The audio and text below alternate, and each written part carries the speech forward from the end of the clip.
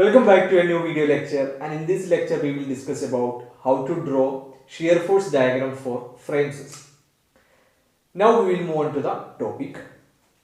So here you can see that a frame is given, a framed structure is given with a lot of loads are acting, and using slope deflection method or moment distribution method you can easily calculate the moment values. Okay, so in this problem our intention is to determine the reactions, and with the help of reactions we will draw the shear force diagram. So in this case you can see that a framed structure is given with the dimensions this AB part, then BC, then CD portions are there, and here the span distance is given us. For AB it is 2 meter, and for BC it is given us again 2 meter, and for the CD portion it is 1 meter, and the both sides it is going to be fixed, and from this joint B and C there is another extension is going to happen, and its span is going to, that is BE span is going to be 3 meter, and CF span is going to be 1.5 meter. Okay, regarding the span length is already mentioned, and for the loads acting it is 10 kilonewton per meter, and here 80 kilonewton is acting, and these are the moments we already determined using the moment distribution method or slope deflection method. Any method you can use. Okay, so with these values we will move on to the how to determine the reactions at each joints. For that you have to separate each segments into free body diagrams. You have to draw the free body diagrams of each spans, that is AB, BC, then CD. So in the first case, if you take the AB span, you can note down that at the joint A there will be a reaction RA, and at the joint B there also will be a reaction RB1. So also you can note down the moments acting, that is MBA value is going to be positive value, so you can given it is in the clockwise direction. Since it is in positive direction, that is 12.315 in clockwise direction. Then if you take the case of MAB, it is also positive, and the magnitude is going to be 1.159. Okay, then the procedures are very simple. Taking the moments about any point, that is sigma MA equal to 0 or sigma MC equal to 0. In this case we will take sigma MA equal to 0. Then you can note down that 1.159 it is in clockwise direction, so it is positive. Then again 12.315 it is also positive. Then RB1 multiplied by 2, since it is in the anti-clockwise direction. This when you are taking this point, this RB1 will be acting in the anti-clockwise direction. So RB1 multiplied by 2. Then you have to consider the magnitude of this 10 kilonewton per meter, that is 10 multiplied by 2. Then the half the distance, that is 1, and if you work out this equation you will get RB1 will be equals 16.737 kilonewton, then RA1 it is going to be 3.263 kilonewton. Okay, so this is the first case. Then if you are moving to the second case, that is for span BC. If you are taking the span BC, there also will be a support RB2 you have to take. Okay, then RB2 will be here, and here RC1, since there is another connection is also there. Okay, so RB2 and RC1 will be here, and 80 kilonewton is acting, and then you have to mention the moments. That is very important. So if you are taking this MBC, the value is going to be negative minus 16.312, so it is in the anti-clockwise direction. And here the value is going to be MCB value is going to be 6.298. It is in the clockwise direction. So you can easily calculate that 80 multiplied by 0.5, it is in the clockwise direction. Then this 6.298 clockwise direction. Then minus 16.312 anti-clockwise direction. Then again RC1 multiplied by 2. Okay, you are taking moments about B, sigma MB equal to 0 in this case. Okay, And if you work out this, you will get the equation in this format. The corresponding value RC1 14.993 and RB2 it is going to be 65.007 kilonewton. And then you are going to take the CD portion. Here you can note down that there will be RC2 and RD. Okay, you are only going to, since there is no connection at this support, so you can finalize that there is only RD. So the moments are for this CD portion, it is going to be negative, so it is anti-clockwise direction. And for DC also it is in the anti-clockwise direction. So if you consider minus 3.784, then minus 1.893, then you have to multiply, that is also negative, minus RD multiplied by total distance, that is 1. And if you work out the value, RD will be equals negative 5.667, and the direction will be only changing in the case of this. There is no load is acting over this CD portion, there is no load. So the sign only will change, that is RC2 is going to be 5.667. Now we will take the next section, that is BE, span BE, and here you can note down that there will be joint B and here joint E will be here. So you can consider the reactions in either directions. If you RB3 and RE, two reactions will be in two supports, and the directions also you can assume. Okay, so in this case I am assuming this RB3 is acting towards left side and RE is acting towards right side. Okay, so either you can take both to the left side or both to the right side also. Then also you can note down that this MB value, it is going to be 3.99. That is going to be positive value, it is clockwise direction. And regarding this MEB value, it is also positive, that is 2. It is also in clockwise direction. Then the same procedure you have to take sigma ME equal to 0 or sigma MB equal to 0. You can either take sigma MB equal to 0 or sigma ME equal to 0. And here you can note down that if you have any confusions, you can rotate this span. Okay, you can rotate this span in this direction, and then you can note down that here this 2 is acting in the clockwise direction, so it will be positive, and this 3.99 it is also acting in clockwise direction, it is also positive. And but this RB3 is acting in the anti-clockwise direction, so it is going to be negative. And if you work out, you will get positive values, that is our directions are correct. Okay, so RB3 is going to be 1.99 kilonewton and the RE value is going to be 1.99 kilonewton.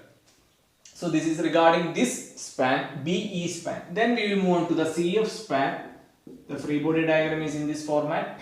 You can take the directions in either to the left or right. Okay, in this case RC3 is going to be right and RF going to be left. Either directions you can take. Okay, no problem in the directions. Finally you will get the value in the final calculation.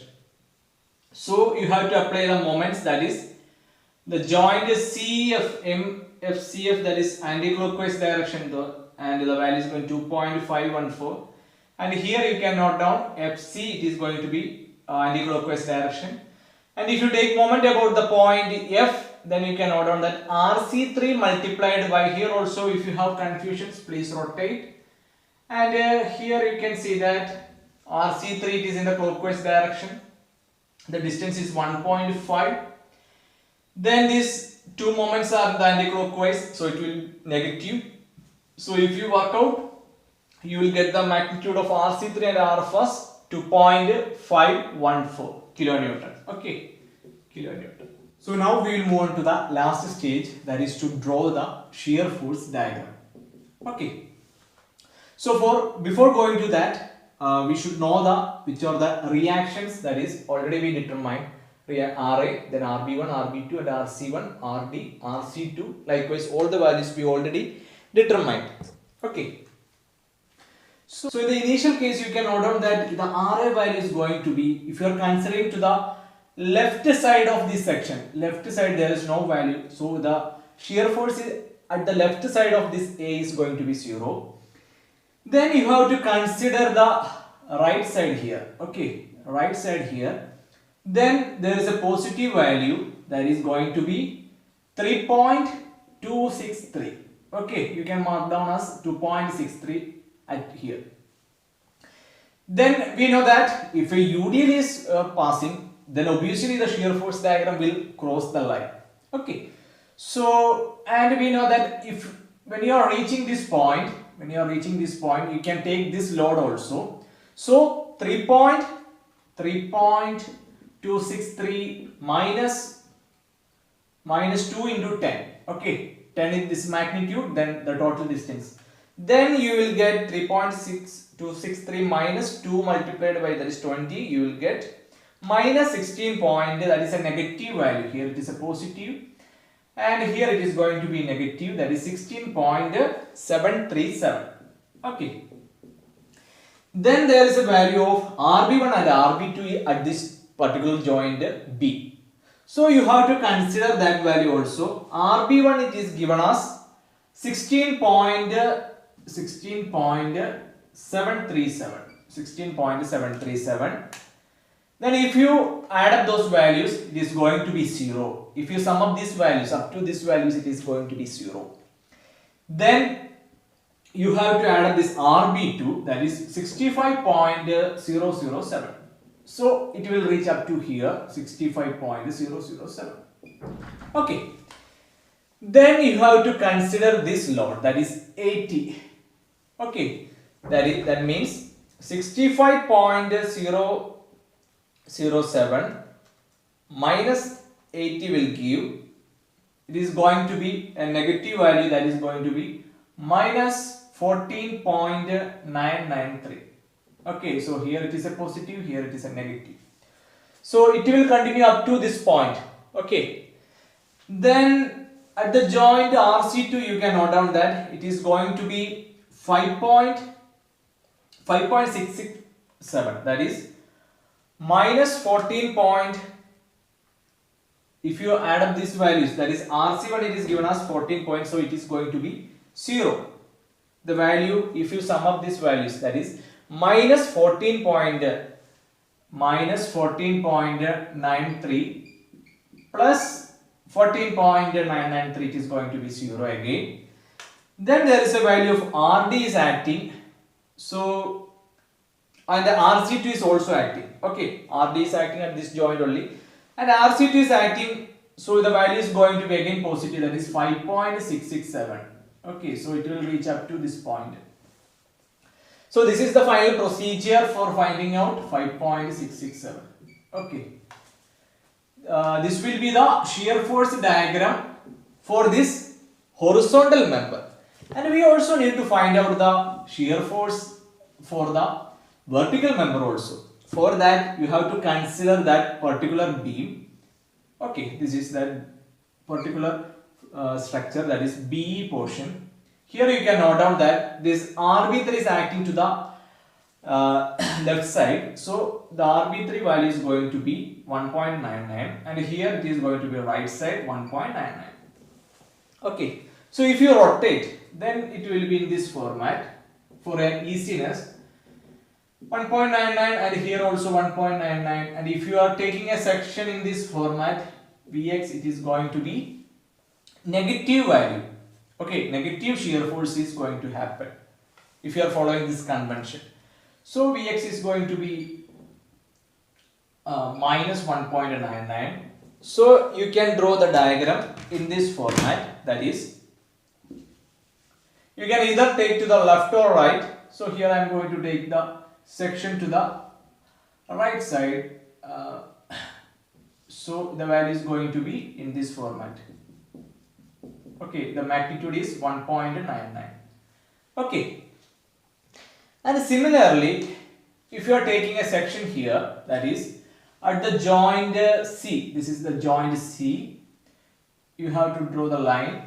Okay, then the directions is also given in this format, that RC3 to the right side and RF to the 2.514, and here also 2.514. If you rotate, then it will be very easy to analyze.